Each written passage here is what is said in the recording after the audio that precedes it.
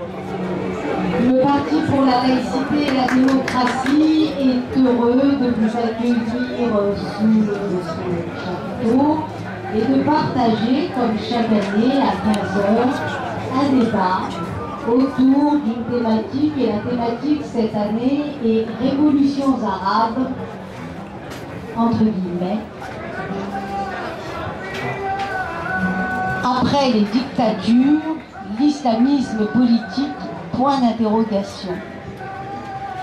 Si nous avons choisi cette thématique cette année et que nous avons choisi de la faire, c'est parce qu'il nous semble qu'il est indispensable, un an après, de voir l'évolution qui existe dans les pays du Moyen-Orient et du Maghreb, la tournure qui a pris justement la chute des dictatures et principalement des dictateurs, et de voir le paysage qui est en train de s'installer dans la région. Pourquoi de tels résultats? Où va-t-on? Et comment le PLD analyse la situation? Nous souhaitons analyser la situation, nous avons une analyse sur la situation, mais nous aimons vous la faire partager.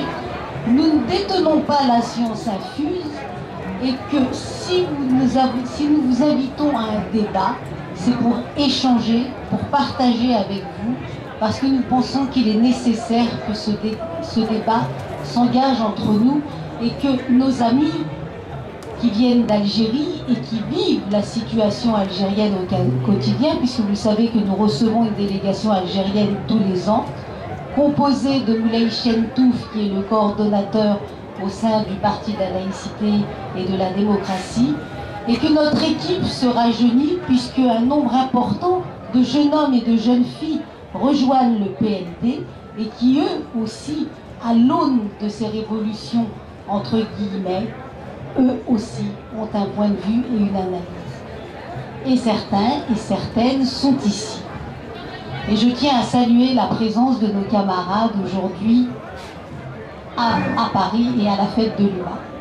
Je vais passer la parole à Moulay Chentouf et après nous partagerons ensemble à travers les questions que vous pourriez nous poser, donc la situation sur cette thématique. Merci Sohaib, merci tout le monde à cette assistance, d'être présent à ce stand dont je veux parler. Et je vous remercie tout particulièrement d'assister à ce type de débat, d'autant plus que nous engageons une discussion relativement complexe pour essayer de comprendre qu'est-ce qui se passe dans ces pays arabes et c'est quoi le résultat. Et est-ce que l'Algérie sera concernée par ce qui se passe en ce moment? Nous voulons le partager avec vous. Comme a très bien dit Sohaib, nous ne détenons pas du tout la science infuse. Nous savons une seule chose.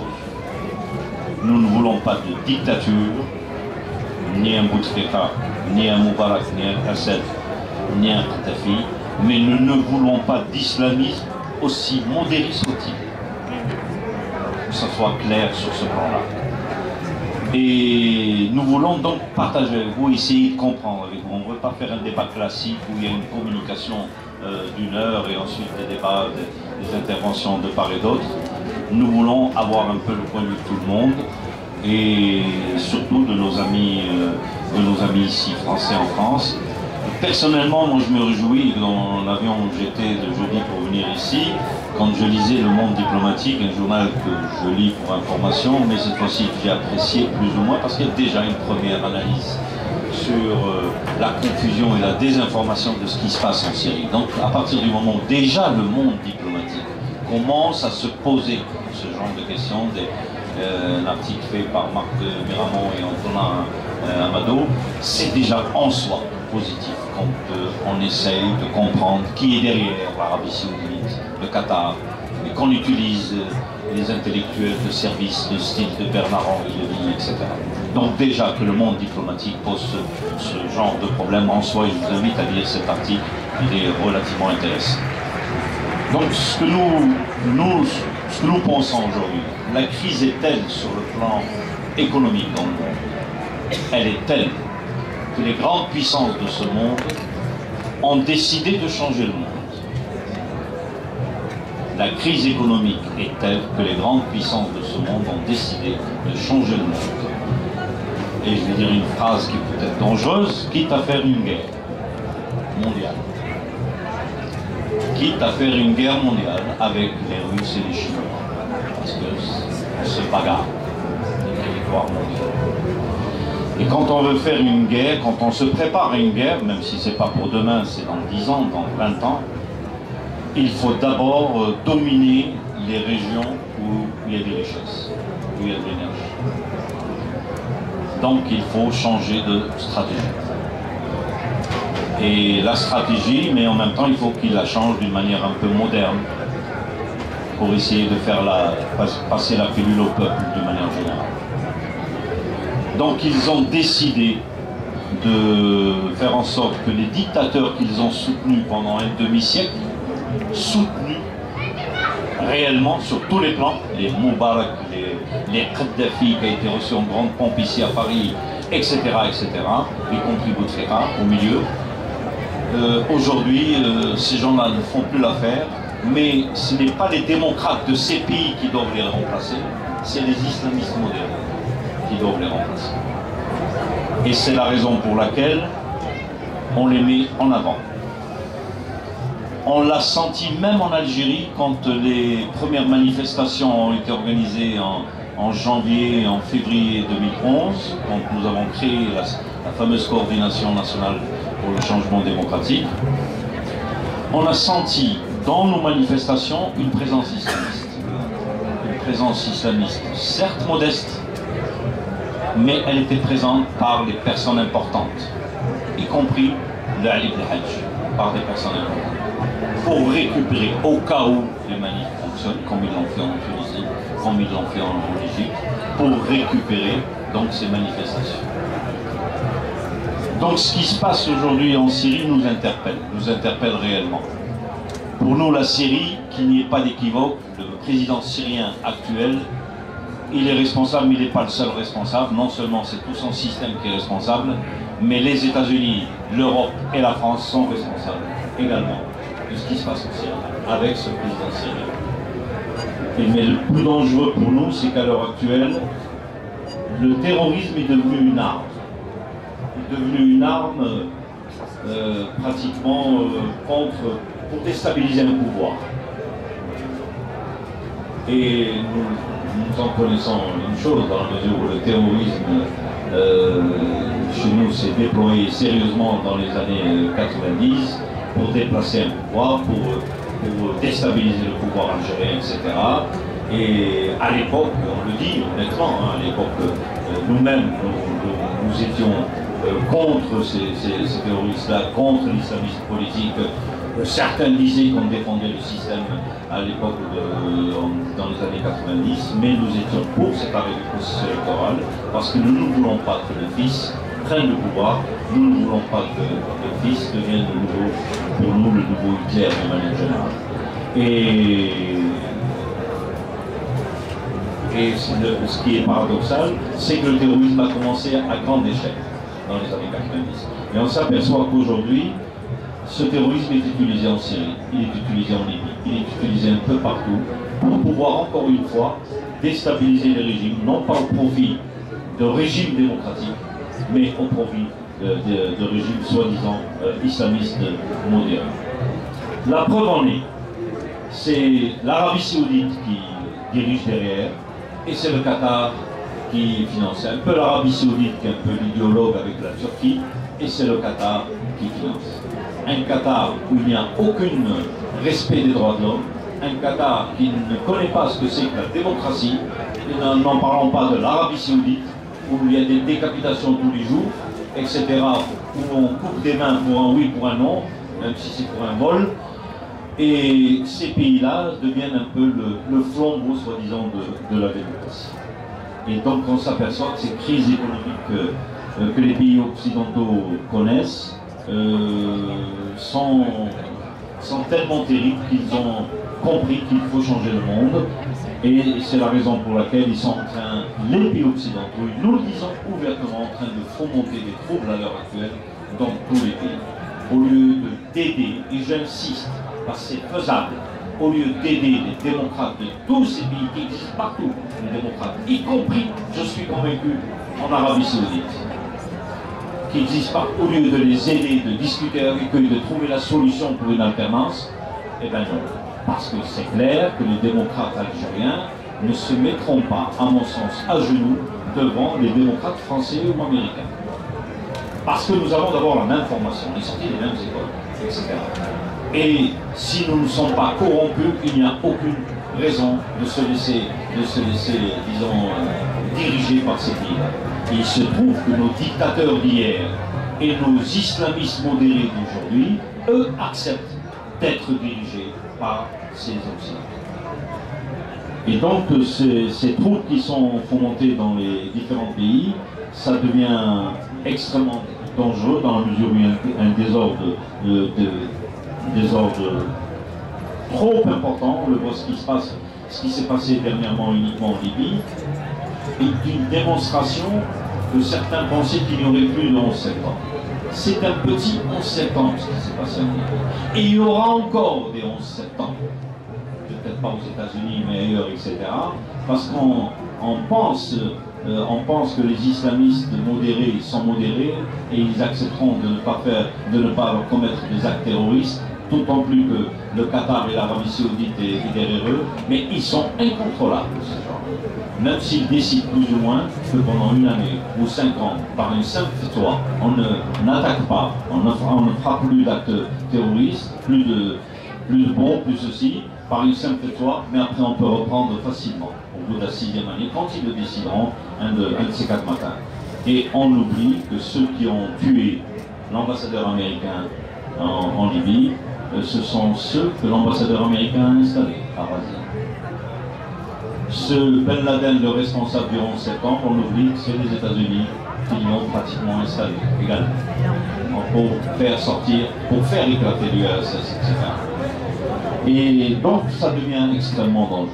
Le monde devient dangereux et c'est pour ça que nous nous invitons à réfléchir, à ne pas comme ça très facilement dire c'est la catastrophe en Syrie, c'est la catastrophe ailleurs et demain la catastrophe en Algérie. Il faut que Bouteflika ou Assad parte. Nous on veut le départ de Bouteflika, mais on ne veut pas son remplacement, ni par un islamiste modéré, ni par un démocrate du système. On veut que tout le système s'en aille. On veut que le FLN soit dissous, que le RND soit dissous, que tous les partis soient dissous. On veut tout recommencer. On veut une transition. Après 50 ans d'indépendance, ça suffit. Nous ne sommes pas un état de droit. Nous le savons réellement. Les organisations, les associations ne fonctionnent pas normalement, les partis ne fonctionnent pas normalement. Tout le monde, pratiquement tout le monde, on est arrivé à corrompre tout le monde, et ça devient dangereux. Et c'est la raison pour laquelle on est pour un nouvel arrêt du processus à l'heure actuelle. Une dissolution totale de toutes les institutions politiques. Ça s'est fait en Tunisie. Donc on avait raison de dire on demande un nouvel arrêt du processus actuel.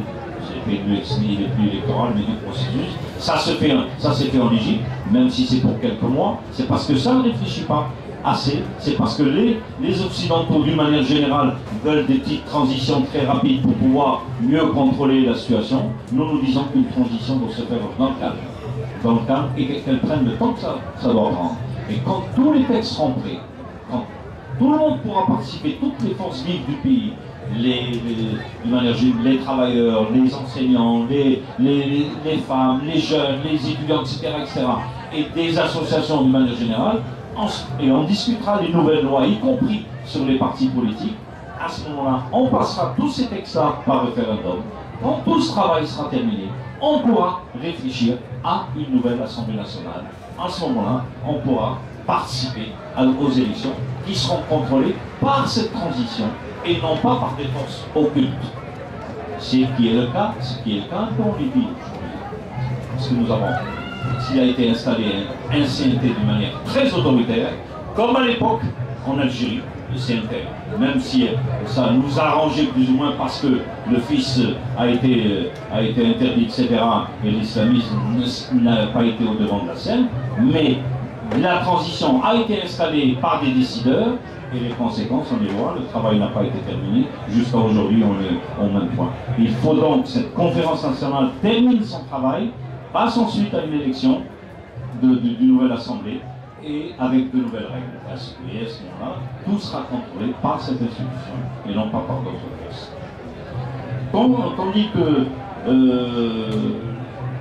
parce que c'est très facile de, disons, pour qu'il y ait des manifestations. La preuve en est, il y en a eu plein dans l'ensemble des pays arabes, y compris en Algérie.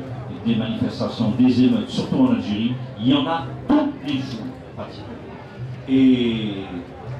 Mais bien sûr, aujourd'hui, on parle beaucoup de guerre civile, par exemple, comme à l'époque en Algérie. On parlait de guerre civile en Syrie, aujourd'hui on parle de guerre civile en Syrie, comme à l'époque en Algérie, dans les années 90, on parlait de guerre civile. Il n'y avait pas de guerre civile en Algérie, il y avait une guerre entre les forces de sécurité algériennes qui existaient et les forces des islamistes, le GIA, etc. Et les civils, ils étaient de part et d'autre, c'était le dommage collatéraux. C'est ce qui se passe en Syrie. C'est ce qui se passe en Syrie. Il y a deux forces en Syrie. Il y a l'armée syrienne et il y a la nouvelle armée de libération, elle s'appelle la LS, etc., de libération, etc. Les civils ne participent pas d'une manière, sauf les politiques, et ils sont bien sûr, ils meurent, et bien sûr c'est le dommage quand il y a des bombes de part et d'autre, etc. Mais les enjeux c'est aujourd'hui il y a énormément de mercenaires dans les rangs syriens, comme il y en avait, y compris chez nous en Algérie. Et l'objectif est lequel? Avant d'arriver peut-être à une guerre mondiale contre les Russes ou les Chinois, l'objectif c'est de diviser la Syrie en 3 pays. L'objectif c'est de diviser l'Algérie en 4 pays. L'objectif c'est de, madame, vous me posez beaucoup de questions. L'objectif c'est de diviser la Syrie en 3 pays. L'objectif c'est de diviser l'Algérie en 4 pays, indépendants l'un par rapport à l'autre. C'est pas la Kabylie qui intéresse l'Algérie pour les Occidentaux. Ce qui intéresse, c'est le Sud. Aujourd'hui, il y a un nouveau nom d'un État, pratiquement virtuel, qu'on nous prépare, le Sahel. Tout le monde parle dans les télévisions françaises, télévisions du monde, du Sahel, etc. Le Sahel, c'est quoi? C'est le Sud algérien, c'est le nord du Niger, c'est le nord du Mali, etc. etc. C'est ça le Sahel, et c'est quoi? C'est le gaz, c'est le pétrole, c'est toutes les richesses qui ne sont pas encore découvertes, parce que nous n'avons pas les moyens de les découvrir, et nous sommes capables de les découvrir demain avec des compétences, trouver de l'uranium, mais pourquoi pas autre chose, etc. Et ça, on nous prépare ça. Mais pour couvrir ça, on nous prépare, y compris la division du pays, avec la Kabylie d'un côté, avec l'Unzab de l'autre côté, et avec le Nord de l'autre côté. Mais 4 pays. Et si l'URSS a été divisée, et si la Yougoslavie a été divisée, pourquoi pas l'Algérie? Pourquoi pas la Syrie? Pour ces gens-là, ça affaiblit le pays. Et en fin de compte, on veut qu'il y ait les États-Unis, qu'il y ait l'Europe et qu'il y ait l'Arabie. Les États-Unis, c'est les États-Unis. Les États-Unis, de manière générale, avec le Canada, etc., l'Amérique, de manière générale, avec les États-Unis en tête, l'Europe avec l'Allemagne en tête, et l'Arabie avec l'Arabie saoudite en tête. On n'en veut pas. Et si on nous dit qu'on n'est pas démocrate, on n'est pas démocrate, on n'en veut pas de l'Arabie saoudite, on n'en veut pas de ce Qatar. Si les Français aiment bien les gens du Qatar qui sont en train d'acheter le PSG et les 10% dans le capital de Total, etc., dans les actions, et d'autres, j'invite à lire un papier qui est sorti dans un journal algérien, et ils ont donné le détail de ce que le Qatar a acheté dans le monde. Ça devient dangereux. C'est pour ça qu'on vous invite sérieusement à réfléchir, et surtout pour ceux qui ont la plume facile, à prendre leur plume, à écrire et à orienter, à essayer de faire comprendre aux gens les dangers des médias. D'une manière générale, quand on voit cette multitude d'informations sur ce pays-là, des informations fausses, des informations bien préparées, etc., mais quand on écoute bien, c'est la même feuille de route. On nous dit que les journalistes étrangers sont indépendants, font ce qu'ils veulent, etc. Faites très attention, écoutez toutes les chaînes étrangères, françaises, et même d'autres, Belges, d'autres, etc. Et vous vous apercevrez que c'est un briefing qui est fait quelque part, d'une manière ou d'une autre. C'est les mêmes informations sur la 2, sur la 1, sur la 6, sur les télé, sur LCI, sur ce que vous voulez. C'est sur les Jazeera, sur y compris d'autres chaînes, etc. C'est les mêmes informations. Donc ça veut dire que c'est une feuille de route qui est donnée à ces médias-là pour essayer de convaincre le plus grand nombre de monde du changement qui doit intervenir. Donc je ne veux pas trop monopoliser la parole, on lance ce débat, nous l'avons lancé en Algérie, et ça commence, en Algérie les gens écrivent, commencent à se poser des questions, ce qui n'était pas le cas il y a quelques mois. Je suis content que le monde diplomatique également commence à se poser ce genre de questions, et que nous puissions, si on avait les moyens, arrêter cette dérive qui peut nous amener à, moi je dirais, une 4e guerre mondiale, parce que la 3e c'était la guerre froide, et ça serait encore une fois la catastrophe, non pas pour les nantis, pour tous les riches du monde, parce que eux ont besoin d'une guerre, mais c'est la guerre, c'est pas eux, elle ne les touche pas. Mais d'une manière générale, les peuples, c'est une autre paire de manches, qu'on le veuille ou qu'on ne le veuille pas. L'exemple de l'URSS, dans la Seconde Guerre mondiale, elle a perdu 20 millions de personnes dans la Seconde Guerre mondiale.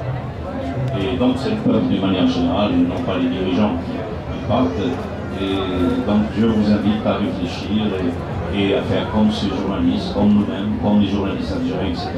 À vous poser des questions. Ça ne veut pas dire avoir notre position, on ne détient pas la science infuse, mais la démocratie c'est partout. Et je terminerai par cet exemple que je donne maintenant. Il n'y a pas de raison que dans le monde sportif, il y ait des règles internationales pour les USA et le Togo. Tout le monde applique les mêmes règles, et que pour le côté politique, on n'applique pas les mêmes règles de démocratie. On veut la laïcité, pas uniquement en Algérie, on veut la laïcité dans le monde entier. Pourquoi ça ne serait pas discuté avec nous? On veut la démocratie dans le monde entier, y compris en Arabie Saoudite, y compris au Qatar. Je ne vois pas pourquoi ces pays-là ont le droit.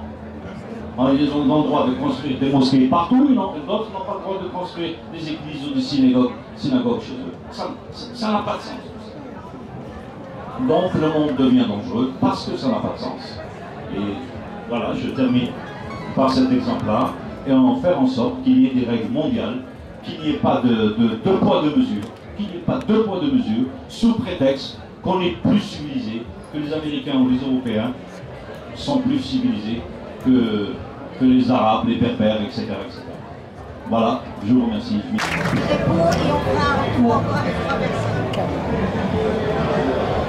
Donc en fait, pour les révolutions arabes, il faut d'abord se souvenir comment c'est parti quand même. Et ça c'est propre dans la plupart des pays arabes, que ce soit l'Égypte, la Libye, la Tunisie ou la Syrie, c'est la même chose. D'ailleurs, les révolutions arabes, ça s'est préparé. Moi je suis franco-tunisienne, par exemple. En Tunisie, je me souviens qu'avant la révolution arabe, avant qu'il y ait la révolution en Tunisie, tous les ans, chaque fois que j'allais en Tunisie, à chaque fois je sentais la colère monter. Et quand il y a la révolution en Tunisie, j'étais pas étonnée. Et comme beaucoup de Tunisiens, on n'était pas étonnés parce que ça devait arriver, ça devait craquer. Parce qu'on sentait que les choses, ça allait péter. Ça, voilà. Et ça, c'est propre dans tous les pays. Et c'est pas d'aujourd'hui, notamment en Syrie. C'est un pays que je connais très bien parce que je milite pour les droits musulmans. Et en Syrie, notamment en 2005, il y a eu un mouvement d'opposants syriens qui s'appelle la déclaration de Damas. Donc, ce sont des opposants syriens qui ont signé charte pour la démocratie en Syrie. Ils ont tous été emprisonnés en 2005. Donc je connais très bien l'histoire parce que je me suis milité pour leur libération, etc. Donc, il faut faire attention parce que au départ, les révolutions arabes, au début, c'est venu des peuples et après, ça a été récupéré. Voilà, ça a été récupéré. En Syrie, c'est la même chose. En Syrie, c'est venu des peuples et après, ça a été récupéré. Mais en Syrie, moi, moi, je suis pas du tout politicien, je suis militante associative. Voilà. Et donc, en Syrie, c'est important de ne pas oublier la société civile, les civils. En Syrie, d'accord, il y a les islamistes d'un côté, les armées de l'autre, et aussi les Syriens qui se battent tout simplement pour la démocratie et les libertés en Syrie. Et eux sont manipulés par personne, c'est juste, comme vous le dites, ils sont pour la liberté pour tout le monde, y compris en Syrie. Donc ensuite pour la laïcité, moi je suis militant pour la laïcité en Tunisie. Je voulais juste un peu amener un témoignage sur ce qui se passe sur la laïcité en Tunisie. Le souci en Tunisie, c'est que d'abord le mot laïcité n'arrive pas à passer. Et c'est difficile de le faire passer. Et beaucoup de gens, si on leur dit, par exemple en Tunisie, si on leur dit est-ce que vous êtes pour la séparation entre le religieux et le politique, vont vous dire oui. Si on leur demande est-ce que vous êtes pour la laïcité, ils disent ah non, c'est l'athéisme, je suis contre. Oui, le problème c'est que, moi je connais beaucoup de personnes qui sont engagées dans la scène politique tunisienne, qu'au début utilisaient le mot laïcité, ils se rendaient compte qu'ils n'arrivaient pas à se faire comprendre. Donc en plus, à un moment donné, les islamistes ils mentaient, c'est un peu, il y avait du feu un peu dans la maison, quoi. Donc au bout d'un moment, ils osaient plus dire le mot laïcité. Donc là, c'est ce qui est passé. Bien qu'ils sont pour la laïcité, donc là c'est un peu problématique quand tu dis. Et comme il disait en bon sens uniquement éliminer, que l'armée devrait éliminer, c'est éliminer les terroristes. Il faut éliminer les terroristes. Tous ceux qui ont une arme entre les mains et qui se battent et qui sont en train de commettre des attentats doivent être éliminés.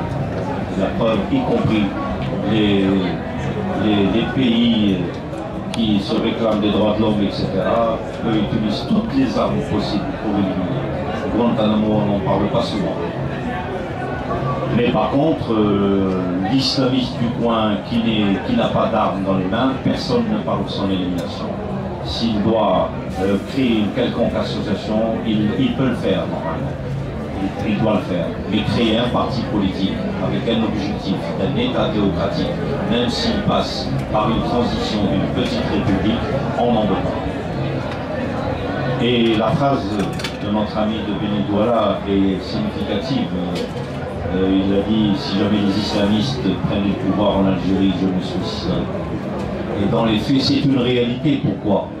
Parce que certains se suicident déjà aujourd'hui, s'immolent par le feu pour une histoire économique, sociale, etc. Et d'autres, parce que la religion, ils se suicident aussi, parce que le terrorisme est passé par là, parce que l'islamisme est passé par là, parce que les viols sont passés par là, etc. etc. Et il y a une autre forme de suicide. C'est ce 1,5 million d'Algériens, et certainement quelques-uns ici, vous en faites partie. Ce 1,5 million d'Algériens qui ont quitté l'Algérie depuis les années 90, niveau bac et plus. C'est des chiffres officiels qui sont venus, c'est pas de leur faute. Et c'est tout à fait normal qu'ils se retrouvent à l'étranger, en Europe, en France, etc. C'est tout à fait normal. Mais le pays a perdu ce 1,5 million d'Algériens niveau bac et plus. C'est ça l'élite. Et nous commençons à avoir une compétence à N-1, demain N-2, etc., etc. Et si nous mettons les guillemets sur la révolution, c'est parce que c'est pas une révolution totale, c'est parce que c'est une révolution, Madame l'a bien dit, qui a été récupérée. C'est parce que ceux qui sortent dans la rue, qui manifestent pour tous les jours en Algérie et ailleurs, y compris en Syrie, ça se bat depuis longtemps, les forces démocratiques existent, syriens en Syrie, les forces laïques existent, un conseil de transition laïque existe, mais on ne peut pas négocier avec lui, ce conseil de transition laïque, comment il s'appelle? Pardon? Oui, c'est ça. Et on ne veut pas discuter avec lui, on préfère discuter avec cette armée qui est dominée par les salafistes. Et donc ce n'est pas une révolution classique menée réellement par des forces révolutionnaires qui veulent moderniser un pays, qui veulent avancer on est au XXIe siècle, et qui ne veulent pas réfléchir à l'application de la charia, et demain pourquoi pas revenir à l'inquisition si vous avez les mêmes problèmes ici en Algérie. Et quand on dit que il y a peut-être des mercenaires, mais des volontaires, mais c'est sûr qu'il y a des volontaires à partir du moment où c'est des islamistes bien équipés, bien financés par le Qatar, etc. C'est des volontaires. Et même ceux qui ne sont pas payés, à partir du moment où politiquement ils sont d'accord pour le projet islamiste, c'est clair. Mais je le dis, je le répète, et je me permets de le dire, s'il a une arme dans les mains, eh ben, il sera combattu, il faut qu'il soit combattu. Diviser les pays, c'est pas une vue de l'esprit. Enfin, l'exemple de l'URSS, c'est là. L'exemple de la Yougoslavie est là. L'exemple dernièrement du Kosovo est là. L'exemple du Soudan est là. Pourtant, la charte de l'ONU, elle est claire. Aucun pays issu de la décolonisation ne doit être divisé. Les frontières doivent être respectées. Mais comme le sud du Soudan, il y a du pétrole, c'est un sud très riche, etc., eh bien sûr, il faut contrôler ça. Et la Tchétchénie, c'est quoi? La Tchétchénie, c'est quoi? C'est le pétrole aussi. En dehors des forces islamistes, c'est le pétrole. L'Ukraine également. Maintenant, le problème de la Russie, c'est une autre paire de manches. Le problème de la Russie, c'était déjà un empire avant 1917. C'est devenu une puissance. À l'époque de l'URSS, c'était une puissance. C'était la première ou la deuxième, cela importe peu le classement. Et aujourd'hui, elle veut retrouver sa puissance. Et aujourd'hui, c'est clair que ce n'est pas si j'étais moi-même russe, c'est pas un Poutine qui m'arrangerait, c'est clair. Mais simplement, le seul problème qui se pose aujourd'hui, c'est que la Russie, pour les Occidentaux d'une manière générale, surtout pour les médias, encore une fois, je me permets de dire, sont dirigés avec une feuille de route, c'est la même feuille. On parle des droits de l'homme du matin au soir pour la Russie, mais on n'en parle pas pour l'Arabie Saoudite. On n'en parle pas pour le Qatar. On n'en parle même pas pour l'Algérie, parce qu'on est amis avec le pouvoir algérien, parce qu'on dirige le pouvoir algérien, mais on ne dirige pas Poutine. Poutine les dérange, Poutine est un homme fort. Le système russe, c'est plus complexe, donc ils veulent la battre, qu'ils essayent. Mais la différence de l'URSS, de la Russie aujourd'hui, c'est que quand même il y a des forces démocratiques et quand même il y a des gens qui se battent. Je vous parle un peu en connaissance de cause. J'ai passé 6 ans de ma vie en URSS. J'ai étudié à Moscou. Et je vous garantis qu'à l'époque, il n'y avait aucune expression. Aucune. Et, fort, bien sûr. KGB était très fort, mais la CIA est très forte. Et il n'y avait rien à l'époque. Comme démocratie, comme liberté d'expression. Aujourd'hui, les gens s'expriment, il y a des journaux, etc. Mais malheureusement, aujourd'hui, le libéralisme sauvage a pris de l'ampleur aussi dans ce pays-là. A pris de l'ampleur. Bon, mais c'est autre chose. J'ai quitté ce pays il y a très longtemps. En 1975, j'ai terminé mes études. Et je n'ai plus remis les pieds dans ce pays. Je ne m'avancerai pas. Par contre, pour la laïcité, pour les histoires de la Tunisie, ceux qui appliquent la même méthode que les Algériens, et que d'autres qui sont laïcs mais qui ne le disent pas. Nous on les appelle les laïcs honteux. On a dit ça suffit. Il est grand temps de mettre la laïcité au fronton. Il est grand temps d'en parler ouvertement.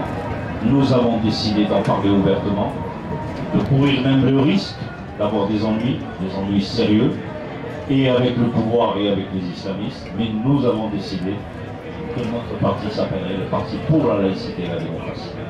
Et nous l'avons constaté sans aucune prétention. Nous avons constaté depuis ce moment-là que des écrits commençaient à se faire. Nous avons nous-mêmes animé des débats sur la laïcité en Algérie avec des conférenciers, entre autres notre ami Souad Baïssa, notre ami Bernard Teber ici dans la salle qui est venu également nous faire présenter une ou deux conférences en Algérie et d'autres, y compris le Watan, le journal important, quand même un tirage important, a organisé une conférence avec une Cécile Laborde, je dis une Cécile Laborde parce qu'elle est pour la laïcité positive. Elle partageait un peu le point de vue de Sarkozy sur ce plan-là à un moment donné. Elle est venue, c'était une conférence qui a quand même réuni presque 500 personnes. Et il y a eu une discussion très puissante et elle a été remise en place parce qu'elle venait de Londres, elle ne vit pas ici en France, elle venait de Londres et elle comprenait la laïcité à l'envers. La laïcité c'est bon pour les Français, pour certains pays européens, mais pas pour les Algériens. Et donc nous avons été obligés de la remettre en place et elle a reconnu que bon, l'Algérie c'est encore un cas exceptionnel, etc. Donc pour nous, il n'est plus question d'être honteux. Mais on demande à tous les démocrates qui sont laïcs, nos amis du FFS normalement, nos amis du RCD normalement, qu'ils affichent un peu plus leur laïcité et qu'ils ne soutiennent pas un peu ce système et qu'ils fassent en sorte qu'il y ait une alternance démocratique et arriver à un pays laïque. Et on peut le faire en Algérie. L'Algérie n'est pas on peut le faire par rapport à d'autres pays. Je pense qu'on est même plus logiquement laïque que la Tunisie. Logiquement. Nous avons une société très avancée. Nos familles, d'une manière générale, ne veulent pas de mélange entre la politique et la religion. Mais aujourd'hui, politique étant, la politique entre guillemets, c'est comme l'histoire de la révolution entre guillemets, le fait qu'on ne débat pas, qu'on ne nous laisse pas nous exprimer à la radio, à la télévision, etc., qu'on ne puisse pas avoir une salle, quand on fait des conférences, nous on les fait dans des petits locaux avec une trentaine, une quarantaine de personnes, nous n'avons pas les moyens, y compris pour venir à la fête de l'humanité, on est venus, et les jeunes qui sont venus avec nos propres moyens, les 6 étudiants qui sont venus, qui ne dépassent pas, aucun d'eux ne dépasse 24 ans, sont venus en payer leur poche, et nous n'avons pas les moyens, c'est pour ça que c'est extrêmement difficile de faire avancer toutes ces idées-là. Et si, bien sûr, avec un peu plus de moyens, dans les médias, un peu partout, à ce moment-là, les choses avanceraient beaucoup plus rapidement. Merci.